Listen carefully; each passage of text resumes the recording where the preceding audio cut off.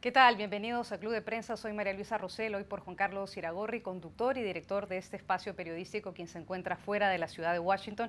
Es un placer darles la bienvenida a los invitados al programa del día de hoy. José López Zamorano de Notimex, bienvenido. Gracias. Enrique Gómez Batista de O Globo, bienvenido también. Gracias. Y José Díaz Briceño de Reforma, gracias por estar también en Club de Prensa. Gracias. Enrique, usted acaba de llegar desde Nueva York, donde estuvo haciendo el cubrimiento de los ataques terroristas del día martes, cuando este hombre de Uzbekistán invistió con una serie de personas en Manhattan, al lado del río Hudson. ¿Qué es lo que pudo averiguar cuando estuvo conversando con la comunidad de uzbekistanes que están ahí? Sí, yo no fui mucho allá para conversar con ellos, para sentir, y ellos están muy preocupados con el estigma que pueden tener después del ataque. Después del ataque, porque están intentando decir a todo momento que tienes que separar lo que es el Islam, lo que son los extremistas, los terroristas, que los terroristas no son musulmanes de verdad, porque Mahomet siempre ha dicho que no se puede matar a los inocentes. O sea, hay una preocupación muy grande de intentar diferenciar las cosas. Cuando llegué en Nueva York martes por la noche, fui a coger un Uber y la conductora era una mujer de Pakistán y me ha dicho, me ha regalado con un papel con las explicaciones de la diferencia entre Islam y los terroristas. Y vemos esta preocupación en general de todos los musulmanes de diferenciar las cosas, pero hay un temor muy grande de que todos los musulmanes acaben sufriendo por ese ataque tan irracional hecho por una persona, que toda la comunidad, que es grande, son cerca de 800.000 musulmanes en Nueva York, paguen por eso, que sufran más perjuicios, sufran más como sufrieron después del 11 de septiembre. Ayer vamos a cambiar de tema y pasar de Nueva York al tema que habíamos anunciado en los titulares, que es la situación en Cataluña, después de que la justicia española ha decidido judicializar, valga la redundancia, a las personas que estuvieron involucradas en la decisión de declarar la independencia unilateral, decisión amparada por el artículo 155 de la Constitución española. Ayer teníamos dos imágenes.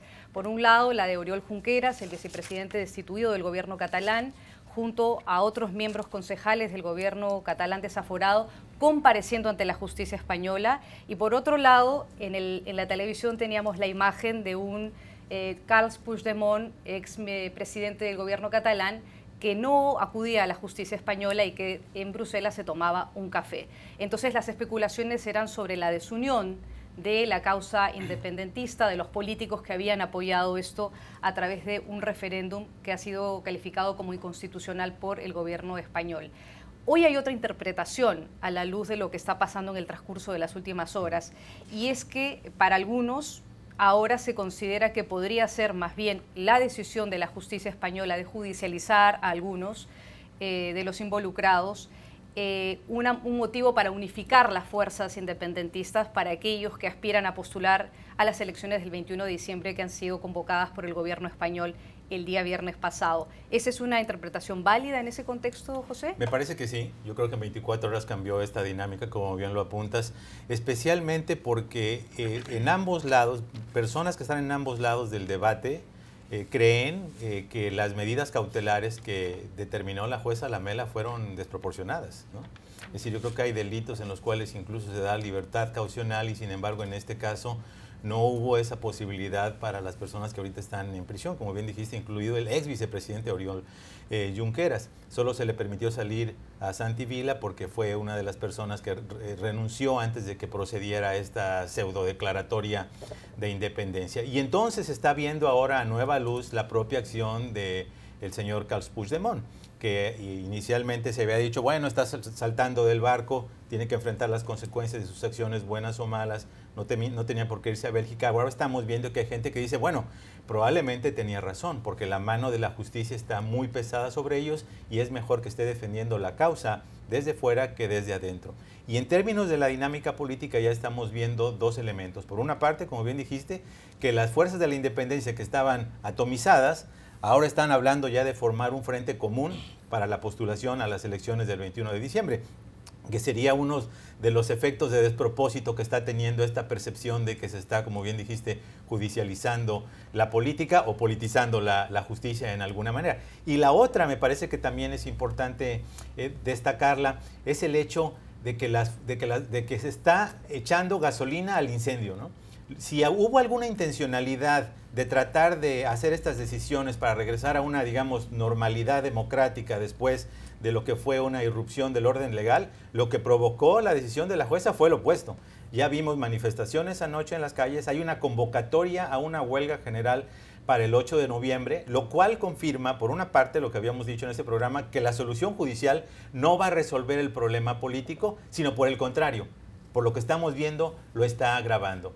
De allí que falte ver qué es lo que va a hacer ahora el presidente de gobierno, Rajoy, para determinar si efectivamente hay que darle un cauce político a este tema que definitivamente, por los cauces estrictamente del aparato judicial, yo creo que no vaya a una solución muy cercana a la crisis. Muchos, Enrique, creen en España que esta es una oportunidad para el gobierno y para el presidente Mariano Rajoy en España de abrir nuevos caminos a quienes de alguna manera, de manera justificada, quieren una independencia en Cataluña y que debería buscarse un camino legal después de lo que ha ocurrido y luego que la justicia actúe con las personas que están involucradas en lo ocurrido durante el referéndum.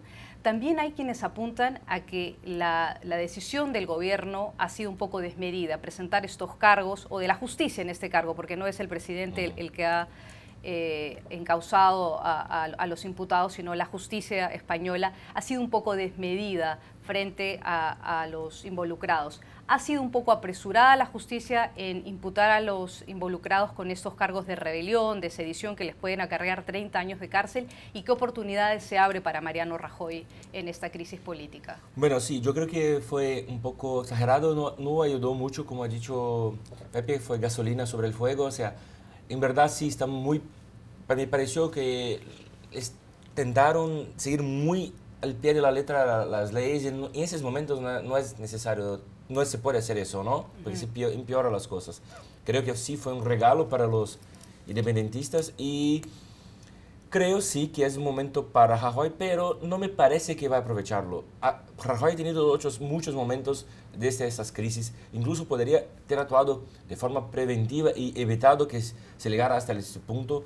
No creo que Rajoy será una persona que va a buscar esto como una opción, una oportunidad de diálogo. Nunca fue abierto al diálogo, porque yo creo que el gran reto es un problema político que no se resuelve con justicia y tenemos que saber cuál es la real voluntad popular. Eso no sabemos, porque todavía no hay una encuesta o un voto, una decisión para saber eso. Porque Rajoy no quiere poner eso por dos motivos principales. Primero, porque se hace con Cataluña, va a ser con otras regiones de España.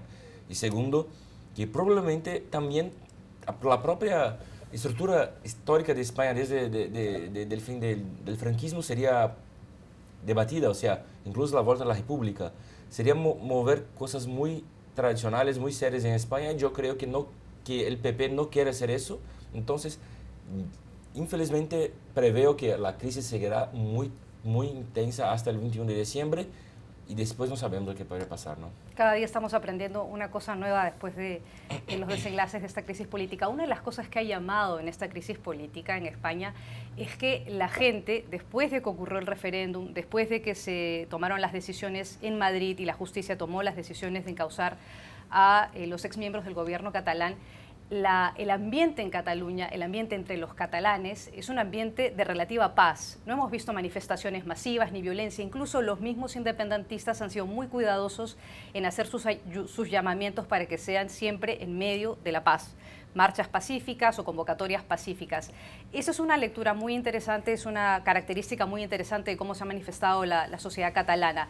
En medio de esa paz, digamos, que hay en Cataluña, o relativa paz que hay, por supuesto que hay muchísimo descontento, pero no hay un ambiente de violencia en las calles de la región de Cataluña. En medio de ese ambiente, ¿qué es lo que usted espera que los catalanes y los partidos que aspiran a participar de aquí al 21 de diciembre, José, puedan hacer en medio de la crisis, teniendo en cuenta que algunos de los que están encausados tendrían aspiraciones políticas de participar en estas elecciones del 21 de diciembre? Sí, la primera parte que menciona sobre la ausencia de una violencia generalizada o de fuerzas mayor en Cataluña, pues habla muy claramente de esta cuestión de qué tan desproporcionado es el cargo que se le está considerando aplicar al jefe de gobierno catalán de rebelión.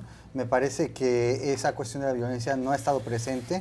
Quizá más violencia ha estado presente por parte del Estado central, si nos vamos a juzgar hechos violentos en particular. Pero pues sí, como un observador externo hay que tener mucho cuidado porque básicamente las posiciones siguen siendo muy extremas, dado que la política en Cataluña en este momento se mueve en dos pistas. Una es la pista hacia el interior de la región, todas las fuerzas independentistas tratando de coagularse rumbo a la elección del 21 de diciembre y todo es lo que podría significar el que un Frente Unido pueda presentarse en la lista. Pero por otro lado, y es a lo que apuesta Rajoy, es a la política nacional en España. Rajoy tradicionalmente en sus elecciones no ha ganado una mayoría decisiva de fuerzas moderadas, ni mucho menos. Se ha decidido empacar directamente, enfocar en sus bases, en la base conservadora más fuerte del Partido Popular, que en estos momentos le está todavía rindiendo frutos en su posición de no negociar, de mantenerse firme, y es a lo que le sigue apostando. Ahora, bien decía el compañero, no podemos pensar que en las próximas 5 semanas Rajoy va a cambiar radicalmente su forma de pensar, su forma de ser. Muchos hablan que realmente es un estadista porque está jugando ajedrez y está realmente imponiéndose. A mí me parece que con el descontento que está ocurriendo en las calles, nadie podría decir que es un gran jugador de ajedrez, pero eso sí, a mí me parece que estas 5 semanas debieran ser el momento, la ventana de oportunidad donde Rajoy debería presentarse como magnánimo para ganar justamente como lo plantean muchas publicaciones, ganarse esos moderados dentro de Cataluña y tratar de desarmar y desactivar las fuerzas independentistas. Pero eso ya ha habido en otras ocasiones y ha perdido la oportunidad de hacerlo Rajoy. José, otro de los aspectos que hemos visto, una de las cosas que hemos visto es que después de lo que ha ocurrido con las personas que han sido destituidas del gobierno catalán y han sido llamadas a la justicia, ha quedado un sentimiento de malestar, incluso hasta de traición, se podría decir, por la actitud que asumió Puigdemont al irse a Bélgica. Incluso no fueron avisados. Algunos han dicho que no tenían la menor idea de que Puigdemont se iba a ir a Bélgica y que iba a estar asesorado por un abogado desde Bélgica.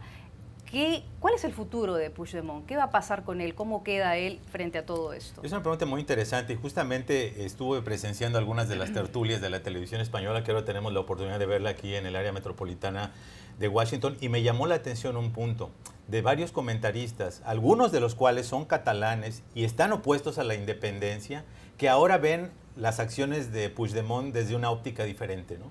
Precisamente porque perciben que estas acciones que está tomando la justicia española, muy legalistas en ese sentido, ¿no?, de alguna manera justifican que haya tomado una actitud como la que tomó. Yo no sé si simplemente lo que ocurrió en las últimas 24 horas sea el efecto, ¿no?, reivindicatorio para Puigdemont, porque efectivamente mucha gente está molesta que las promesas que se le hicieron de lo que supuestamente iba a venir con la independencia nunca se cumplieron. Se dijo, por ejemplo, que los iban a aceptar con los brazos abiertos en la Unión Europea. ¿Dónde está? Que las empresas no solamente no se iban a ir, que iban a llegar. Se han ido más de 2,000 cuarteles centrales de las empresas. Es decir, se vendió una fantasía, ¿no?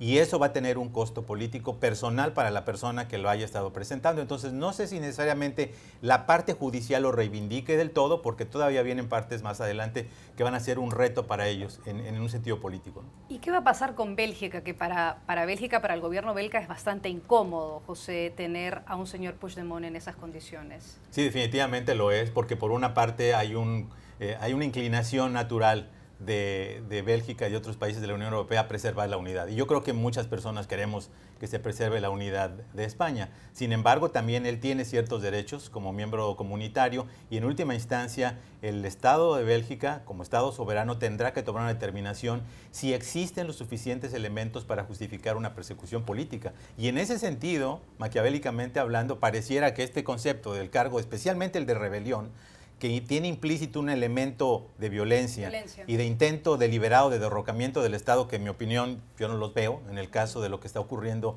pues pudiera justificarse, ¿no? También sobre si se puede considerar él un preso político, por ejemplo, que es en una definición tradicional la persona que está siendo arrestada o perseguida simplemente por defender ideas o causas que representan una amenaza a un Estado. Es el caso de Puigdemont. Yo creo que tiene él todavía varios elementos con que jugar legalmente para prolongar su estadía en Bélgica. Tiempo para hacer la primera pausa en Club de Prensa, ya regresamos. ¿Qué tal? Volvemos al programa ahora para hablar de Venezuela y la crisis que tiene ese país. En este caso vamos a dedicarnos a hablar sobre la crisis económica y cómo va a hacer el presidente Maduro para pagar su abultada deuda externa, la abultada deuda externa de Venezuela. Es un país que está en medio de una profunda crisis política, pero cuando miramos los números es aún peor. Escasez de productos básicos, no hay alimentos, no hay medicinas, tienen una deuda externa de 150.000 millones de dólares, José. La mayor parte está en manos de Rusia y China. La única opción que encontraría en este momento el presidente Maduro es pagar con petróleo porque no tiene dinero para hacerlo. Y hay que recordar que además hay un bloqueo económico por parte del gobierno de Estados Unidos que impuso sanciones, las más recientes económicas, en agosto de este año, que le impiden al gobierno venezolano emitir bonos que pueda, mejor dicho, que le impiden a la banca estadounidense negociar con el gobierno de Venezuela para que pueda adquirir bonos de la deuda soberana venezolana o para que pueda prestar dinero al gobierno venezolano. En esas condiciones, para Maduro, que en las últimas horas ha dicho que quiere renegociar su deuda, se convierte en un tema bastante complicado. ¿Cómo ve la situación usted, José? Sí, bueno, pues básicamente desde que se inició este comentario sobre la posible reestructuración de una deuda por parte de Venezuela, inmediatamente ya hubo reacciones en los mercados. Hoy mismo los bonos de Venezuela hacia los próximos años han caído de valor. Muchísimas personas están mostrando nerviosismo, sobre todo porque es un gobierno al que muy poca gente en estos momentos tiene la fe de creer en sus promesas. Sabemos entonces que Rusia y China se han vuelto los rescatistas de último momento para esta situación económica venezolana tan grave. Ahora, hay que decir, desde un inicio, desde que se establecieron las sanciones por parte de Estados Unidos para evitar el comercio de nueva deuda venezolana, siempre se habló de las consecuencias sociales y políticas que podría tener esto, y incluso esta cuestión, el llamado boicot a las importaciones petroleras desde Venezuela por parte de Estados Unidos, siempre fue la cuestión que se arguyó de por qué no se debía tomar una decisión de ese tipo, porque podría desatar pues muchísimo malestar social al interior del país. Ahora, ¿de qué magnitud podría ser la crisis de deuda venezolana si se llegara a no resolver esta cuestión? Pues sería algo sumamente grave para la propia región latinoamericana, que no ve una crisis de deuda tan grave desde 2001. Es decir, muchos países de la región van a estar muy atentos a cómo se desenvuelven los acontecimientos, porque lo que menos se quiere es algún tipo de contagio. Se sabe que tiene una situación específica Venezuela, pero es por eso que distintos países están en este grupo de la resolución de Lima, tratando de encontrar vías para negociar. Y sin embargo, el presidente Maduro ya formó la comisión, dijo el vicepresidente estará a cargo de la reestructuración de la deuda. Pues mucha suerte, porque no sé quién les va a creer. Hay una serie de compañías que se encargan de calificar los riesgos del incumplimiento de un país que no pueda o no quiera pagar su deuda externa, y muchas han señalado que hay un riesgo muy grave de que Venezuela pueda realmente cumplir con los pagos de su deuda. A eso además se añade la caída de los precios del petróleo, la falta de producción de petróleo en Venezuela, que es básicamente la primera divisa, el primer recurso natural que tiene Venezuela. En ese contexto, José, ¿cómo ve usted la situación económica de Venezuela y las posibilidades de salir de ese hoyo? Muy complejas. Es una historia ejemplar de cómo destruir a un país, ¿no?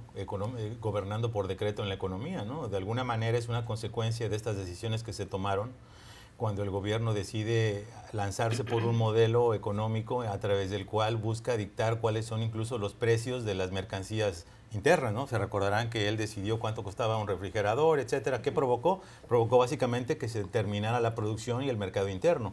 Por lo tanto, para la satisfacción de necesidades se tuvo que importar productos del exterior, para lo cual se requerían dólares. No había problema mientras tenías una bonanza petrolera. Ahora, como bien dices, ha caído el precio y ha caído la producción de Venezuela, ¿no?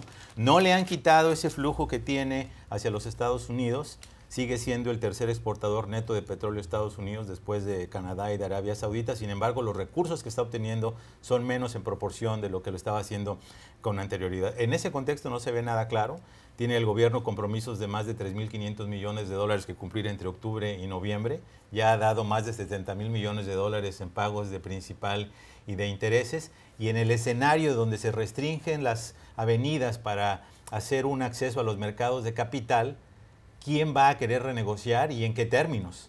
Entonces, el fantasma de la suspensión de pagos es real. Cuando las agencias de calificación crediticia están mandando esta alerta es por algo, ¿no? Evidentemente no se ve ningún elemento, digamos, en el horizonte inmediato o de mediano plazo de Venezuela que te permita suponer que es un problema pasajero, sino por el contrario. Y si vemos ahora más la polarización política interna, la decisión que está tomando la oposición de no participar, el panorama se ve muy complejo tanto en lo económico como en lo político. Enrique, el próximo año hay elecciones presidenciales en Venezuela y los chavistas estaban acostumbrados a gastar una gran cantidad de dinero en campañas electorales. Con una crisis económica como la que tiene Venezuela, eso va a afectar incluso su propio modus operandi. ¿Qué es lo que usted ve?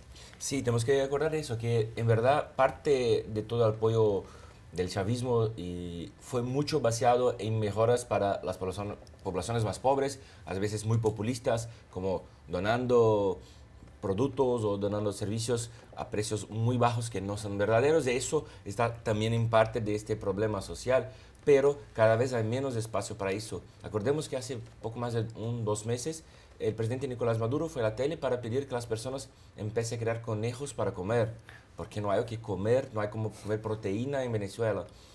Y la gran oportunidad que tenía Venezuela era siempre comprar productos de los vecinos. Brasil, por ejemplo, es el país que más vende para Venezuela, incluso vende alimentos básicos como verduras, legumes que Venezuela podría plantar porque es un país que tiene buenas condiciones ambientales para eso, pero estas crisis de deuda pueden afectar eso. Hemos visto que los sistemas de pagos internos entre los países de Sudamérica y de Mercosur ya están en alerta. Venezuela empezó a no pagar algunas de las compras que hace de Brasil y de Argentina, que es un sistema muy grave, y con un agravante. Hay una diferencia ideológica brutal entre los países. O sea, Venezuela está aislada entre los grandes países de Sudamérica y con eso no va a tener el apoyo que tuvo en el pasado de Brasil, de Argentina, de otros países, ¿no? O sea, Venezuela está solita cada vez más dependiendo de Rusia y de China, que tal vez ayuden, pero no por cuestiones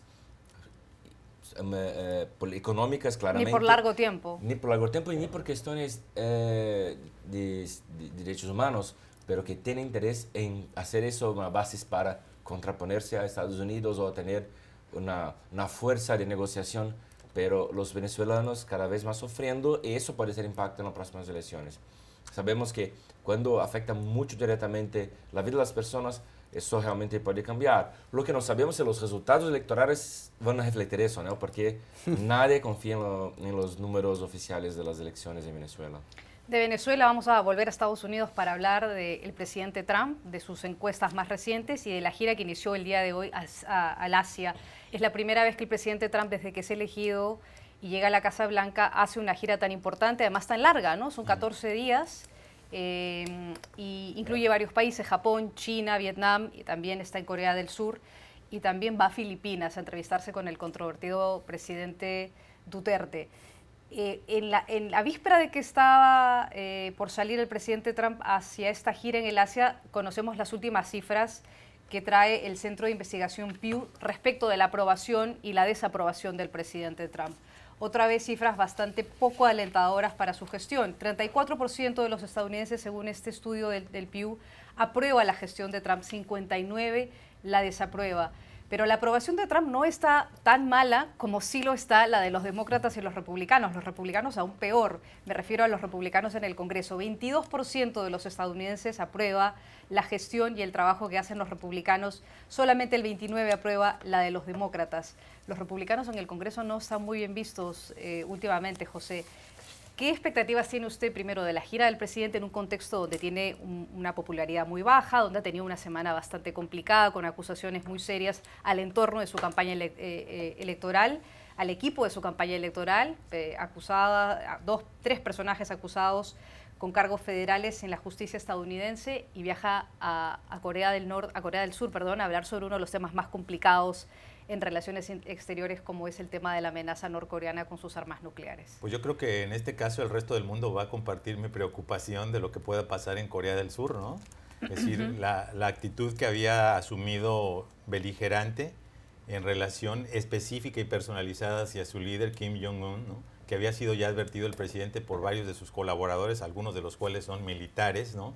Que no era la mejor estrategia, ¿no?, para una persona igual de impredecible, igual de visceral, ¿no?, e imprevisible como él lo es, de tratar de hacer alguna acción que pudiera ser vista como una provocación en momentos en que las relaciones en la península coreana están en sus niveles más bajos en décadas, ¿no? Y en parte se han agravado por esta retórica incendiaria que viene de ambas partes y por supuesto por las acciones provocativas que ha hecho Corea del Norte con estas pruebas de misiles y estas amenazas veladas y no tan veladas de lanzar cohetes por aquí y por allá. Entonces, en ese sentido, hay una gran preocupación, creo yo, de que por lo menos esta visita sirva no para generar mayor tensiones o profundizar los problemas de la región, la crisis, sino por el contrario, para un relanzamiento de la relación con China que permita de alguna manera que la influencia china tenga un mayor contrapeso y buscar que por lo menos, si no se solucione la crisis, porque francamente no veo ningún elemento para ello, de qué manera se pueden por lo menos mantener las cosas del status quo en una posición no beligerante. Es mala noticia que vaya con baja popularidad, no necesariamente porque ya se convirtió en una marca de su presidencia. Que los republicanos estén muy bajos no me sorprende, llevan décadas en esa posición. Pasaron de ser el partido del no durante la era Obama al partido del no puedo durante la era Trump.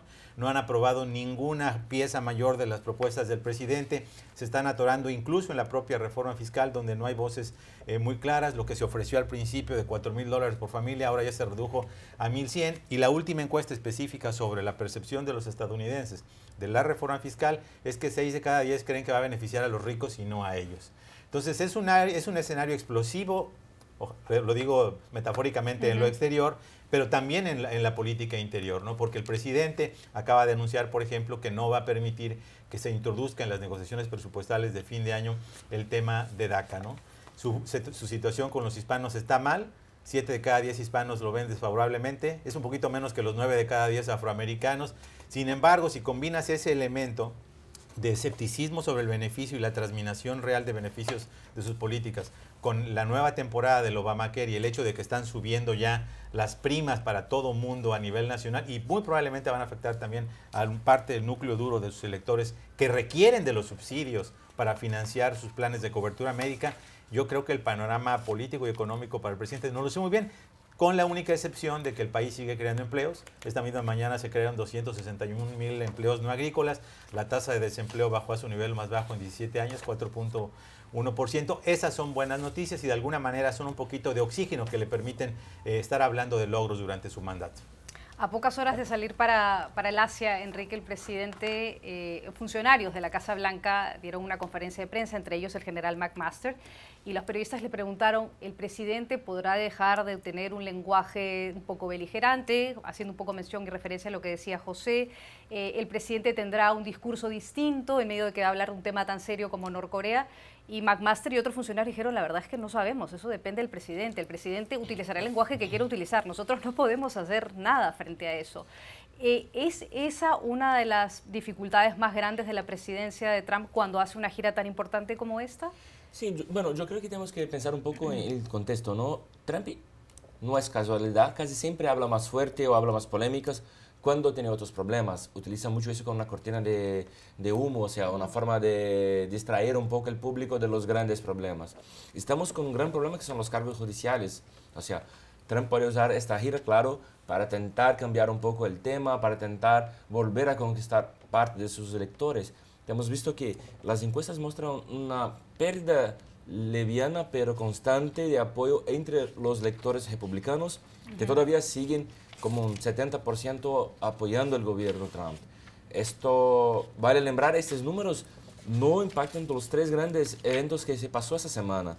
Los cargos judiciales contra personas de la campaña de Trump, el ataque terrorista de Nueva York y su reacción de Trump de ser muy fuerte en priorizar el combate a migrantes como una forma de respuesta al terrorismo, que todavía no en el país, pero puede ayudar a estancar las pérdidas que tiene con los electores republicanos. Y esta reforma fiscal, que todavía es un proyecto, nada sabe si va a aprobarla en el Congreso y de qué manera va a aprobar el Congreso, pero que hemos visto que Trump siempre utiliza estos temas internacionales y en agosto fue muy claro eso. Toda vez que tenía un gran problema interno, sacaba una amenaza a Corea del Norte y con eso cambiaba un poco el clima acá. estará allá, podrá hacer esto directamente en Asia, y esto creo que puede ser una manera de que él ve para intentar controlar un poco estas pérdidas tan grandes de popularidad, que no se preocupa mucho con los populares en general, pero está se preocupando, creo, con la pérdida de popularidad entre los electores republicanos. José, 39% confía poco o poco o nada sobre la capacidad que tiene el presidente Trump de gestionar una reacción frente a una crisis, por ejemplo, como la crisis norcoreana o una potencial crisis frente a Norcorea. 13% no confía mucho, 46% no confía absolutamente nada en el liderazgo del presidente frente a una crisis internacional. Son cifras bastante dicientes de lo que es la percepción de los estadounidenses frente a su propio presidente. ¿Es el frente internacional lo más importante en ese momento para Trump o son las crisis internas, como describían nuestros compañeros, lo más importante? ¿Cuál es su valoración? No, mi valoración es sin duda que Norcorea representa la amenaza de política internacional más importante para la administración Trump, pero sin duda la amenaza interna para su estabilidad política viene precisamente de las cuestiones de la crisis por la trama rusa, por la cuestión del Obamacare, como bien hablaba Pepe, por la clave de sacar adelante una reforma fiscal antes de que termine el año, que todavía está en duda, hay muchas versiones, hay muchas polémicas, pero lo que me llama la atención de esta encuesta que usted comentaba, María Luisa, es muy difícil que a los demócratas se les den buenas calificaciones en el manejo de, por ejemplo, amenaza de terrorismo o también incluso de la propia economía. Pero en los más recientes números de esta encuesta del Pew Research Center, en prácticamente todos los temas, incluso en el manejo de la amenaza terrorista, el déficit presupuestal, la economía, el comercio, en todos los demócratas tienen una ventaja. Y obviamente hay temas donde tienen más ventaja que en otros, sobre todo salud, medio ambiente, tienen mucha amplitud por parte del público de apoyo de los demócratas, pero me llama la atención cómo ya se ha cambiado toda una ola que no era lo mismo que ocurría a principios de año, y ahora el dilema que tendrá Trump y eternamente en los próximos 3 años que le siguen de su primer periodo presidencial, si es que no es reelegido, no es reelecto, seguirá atado a su versión de yo gobierno con mi base de menos de 35%, o en algún momento intentará construir una coalición. Hemos visto algún tipo de acercamiento a los demócratas en el tema migratorio, y al final terminaron ahí en dimes en fotografía. Exacto, y nadie se puso de acuerdo sobre exactamente qué consistía el pacto sobre la cuestión de los chicos de DACA. Pero ¿intentará hacer ese puente hacia los demócratas en algún momento? No lo sé. Yo creo que no, pero que hemos visto esta semana después del ataque terrorista, aprovechó un momento de luto, de un poco de tensión nacional, al revés de intentar unir el país, pasó atacando a los demócratas. O sea, un momento un poco raro, ¿no? O sea, debía aprovechar eso para... En general, los líderes americanos crecen en esos momentos de muchos ataques, de muchas tensiones nacionales. Debía aprovechar eso para unir el país. No, pasó atacando al líder demócrata en el Senado. Yo no creo que va a hacer eso. Bueno, vamos a una segunda parte, y cuando regresemos vamos a hablar de la democracia y la influencia de las redes sociales. Ya volvemos. Volvemos al programa para hablar de las redes sociales. Se ha discutido mucho en las últimas semanas y en los últimos meses acerca de la influencia del uso de las redes sociales como una fuente para poder sacar información, para poder consumir información. Y eso ha estado muy discutido recientemente en el contexto de la influencia de Rusia a través de su propaganda y su campaña de desinformación en las elecciones presidenciales del 2016 en Estados Unidos. Y por eso hay un debate de hasta qué punto la influencia de las redes sociales en la democracia puede ser perjudicial. ¿Cuál es su posición, José? Yo creo que la respuesta es sí y no. Es decir, sí, potencialmente pueden serlo, porque como lo vimos en el caso de las elecciones, este universo potencial de personas que acceden a las redes sociales, 2.000 millones en el caso de Facebook al mes, 330 millones en el caso de Twitter, realmente representa un vehículo nuevo que no existía. Y en la medida que hay actores maliciosos, como en este caso algunos que han sido conectados con Rusia, que tengan la capacidad económica, ¿no?, y de contenidos, de producir mensajes que han llegado, ya lo comentamos, a más de 129 millones de personas, efectivamente es un peligro para la democracia si se utiliza mal. ¿Por qué digo no? Porque no necesariamente es el caso de las redes sociales algo sustancialmente distinto de lo que puede hacer un medio informativo. Es decir, simplemente son plataformas nuevas y de alguna manera lo que han provocado es que se ha democratizado la manipulación. En el sentido de que antes tú tenías que tener un aparato, una economía para poder accesar a los medios de información y dar a conocer algo negativo o positivo, propagandístico o como fuera. Ahora cada persona es su propio propagandista si tiene un mensaje que se pueda viralizar. En ese sentido no creo que debamos culpar al medio como tal, sino asegurarnos que si no son capaces de autogobernarse para detectar efectivamente cuando hay cuentas falsas, y es fácil, es relativamente fácil en algunos casos, cuando hay mensajes automatizados, cuando un grupo está pagando demasiado dinero con determinados mensajes, yo creo que son tan inteligentes esos ingenieros para determinar logaritmos que puedan identificar eso. Si no hay un tipo de autogobierno efectivo por parte de las redes sociales, sí probablemente tenga que iniciarse un debate mucho más serio y profundo de qué manera establecer algún tipo de vigilancia para asegurarse que no se conviertan en una amenaza o en un riesgo a las democracias. Enrique. Yo concuerdo, creo que es un instrumento solamente, no es, en general, en tesis es bueno porque hace que las personas tienen mucho más contacto, informaciones, pero estamos todavía tateando, aprendiendo cómo usar este sistema y claro, las personas malintencionadas aprendieron mucho más rápido que nosotros, pero creo que a largo plazo será bueno para generar siempre cuanto más informaciones, mejor. Creo que es momento para intentar entender mejor cómo funciona y crear los mecanismos. Todos los países tienen mecanismos de control de la media tradicional, límites para números de tele para una persona o de cadenas de radio. Va a tener algún control para redes sociales, pero el control democrático sí será bueno. José. Muy rápido, me parece que lo que se ve en las redes sociales es únicamente una extensión de lo que ya se veía en otros medios. Digamos, el surgimiento de las noticias por cable 24 horas ya había advertido de la fragmentación ideológica y la polarización de las personas, de vivir en sus burbujas. Ya no son los 60s donde existía solo un par o tres noticieros de televisión que todo el mundo veía. Ahora tiene una cantidad, un menú de opciones, tanto en la televisión, tanto en internet, incluso en los propios periódicos o cosas impresas. Cada persona vive en una esfera propia. Y eso es lo que hace en peligro el concepto de una esfera pública que nutre la democracia de un país. ¿En qué realidad vivimos cada uno de nosotros? Mucha gente no sabe ni siquiera qué está pasando en política o que ocurrió un atentado en Nueva York esta semana. Al igual, un dato adicional, al igual que Facebook y Google, Twitter aceptó que por lo menos unas 36.000 cuentas están vinculadas a propaganda rusa en las elecciones del 2016.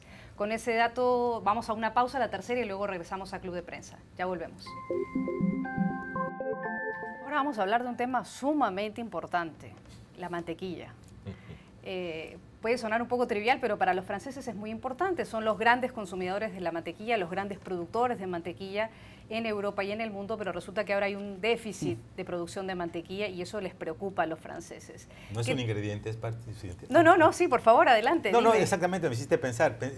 Para ellos la mantequilla es casi que un elemento de identidad nacional, ¿no? Así es. Y yo creo que el hecho de que esté desapareciendo de las tiendas me da la impresión que es una manera de democratizar la gastronomía internacional. Mi esposa, que es una excelente cocinera, lo digo porque me encanta lo que hace, me dice, no tiene chiste la comida francesa, a todo le ponen mantequilla. Entonces quizá ahora los haga más ingeniosos en su gastronomía, en su cocina. ¿Qué tan complicado es esto, Enrique? Bueno, y lo raro es que, a pesar, como yo estábamos conversando antes, que a pesar de comer tanta mantequilla, son muy delgados, no hay personas tan gordas como vemos en Estados Unidos o en Latinoamérica. Y como ha dicho Pepe, tal vez porque baten la mantequilla con vino. Muy buena combinación, José. Ahora, también todo tiene implicaciones políticas, ciertamente, ¿no? La mantequilla, por ejemplo, sabe muy distinto en Europa y en Francia en particular a lo que tenemos en Estados Unidos. Los controles de calidad, el tipo de vaca, el tipo de leche, el tipo de cuestión que se come es muy distinta. Uno se come de verdad una baguette con mantequilla en París y es otra cosa a lo que probamos aquí en Washington. Que viva la mantequilla entonces, señores. Ya regresamos después para la última sección de nuestro programa, La Mala Semana. Ya volvemos. Volvemos a Club de Prensa para nuestra sección habitual de los viernes, La Mala Semana. ¿Quién tuvo una mala semana, José? Bueno, en mi caso es Paul Manafort, el ex jefe de la campaña de Donald Trump.